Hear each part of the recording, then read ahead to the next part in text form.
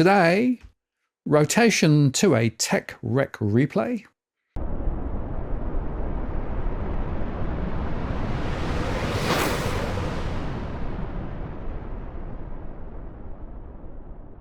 Hello again, it's Martin North from Digital Finance Analytics. Welcome to this post covering finance and property news. Well, my Saturday show highlighted the start of the rotation from tech stocks to the broader market, as exemplified in the trends in the NASDAQ and the small cap 2000. This trend has continued. On Wednesday, it went into overdrive as the world's largest technology companies got hammered as concern over tighter US restrictions on chip sales to China spurred a sell-off in the industry that has led the bull market in stocks all year. From the US to Europe and Asia, chip makers came under heavy pressure. American powerhouse NVIDIA, Advanced Micro Devices, and Broadcom drove a closely watched semiconductor gauge down almost 7%. The biggest slide since 2020. Across the Atlantic, ASML Holdings tumbled over 10%, even after the Dutch giant reported strong orders, and a plunge in Tokyo Electron led losses in the Nikkei 225 stock average as well.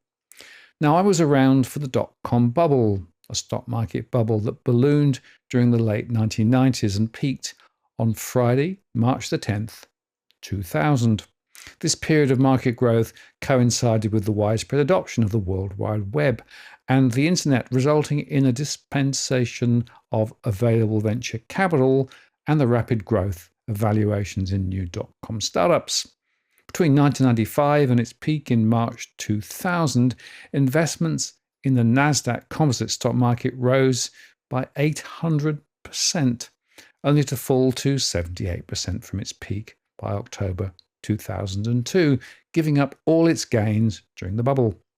During the dot-com crash, many online shopping companies, notably Pets.com, Webvan, and Boo.com, as well as several communication companies such as WorldCom, Northpoint Communications, and Global Crossing, failed and shut down. Others, like lastminute.com, mp3.com, and PeopleSound, remained through its sale and buyer's acquisition.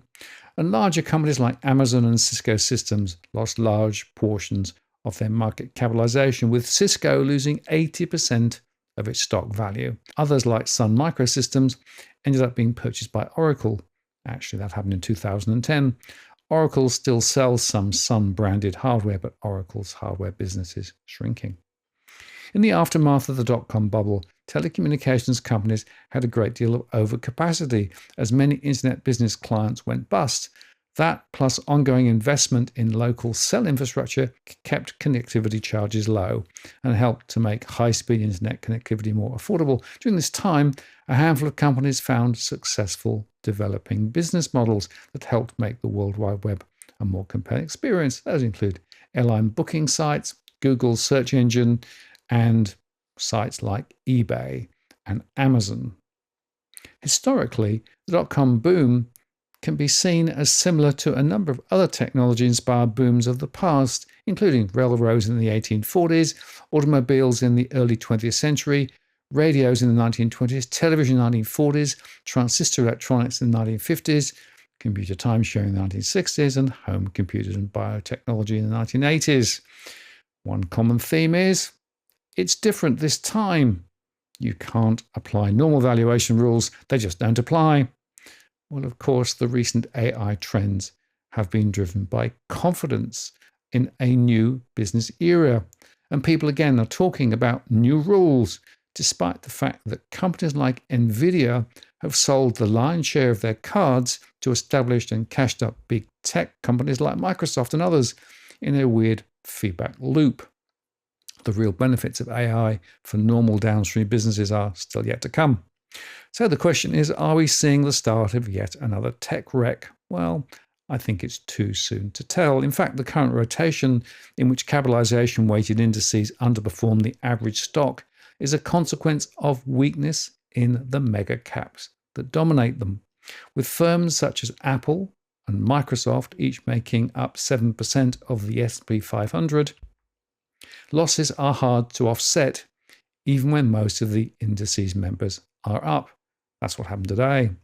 So in terms of what is driving the rotation, several factors are in play. The Biden administration has told allies it's considering severe curbs if companies like Tokyo Electron and ASML keep giving China access to advanced semiconductor technology.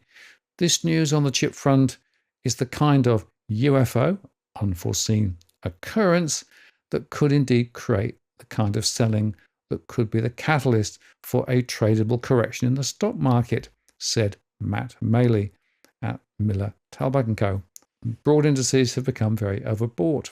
And meanwhile, Donald Trump, speaking in an interview with Bloomberg Businessweek, questioned whether the US has a duty to defend Taiwan. That's a major hub of semiconductor manufacturing, of course. Normally, the impact of these types of headlines isn't long-lasting, but in this case, we would note that semis have been underperforming the broader market for the last couple of weeks now, said Bespoke Investment Group strategist. So there's something to watch here. Something like 2/3 of the chips come from the Taiwan-based TSMC, which fell 7.41% on the day.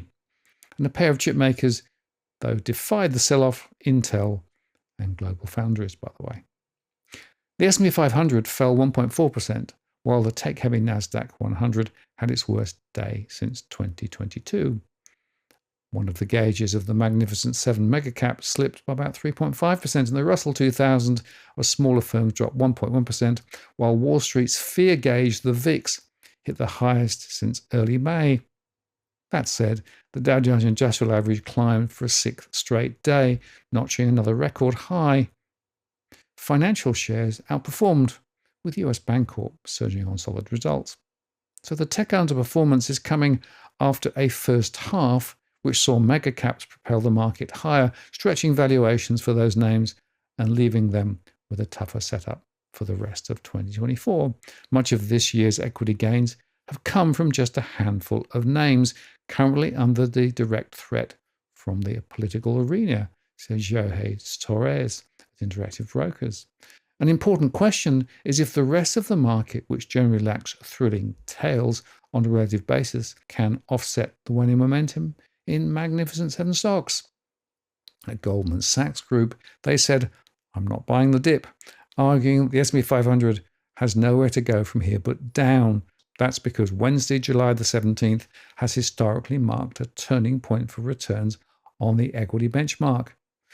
In fact, they looked at data going right back to 1928, and what follows is August, typically the worst month for outflows from passive equity and mutual funds.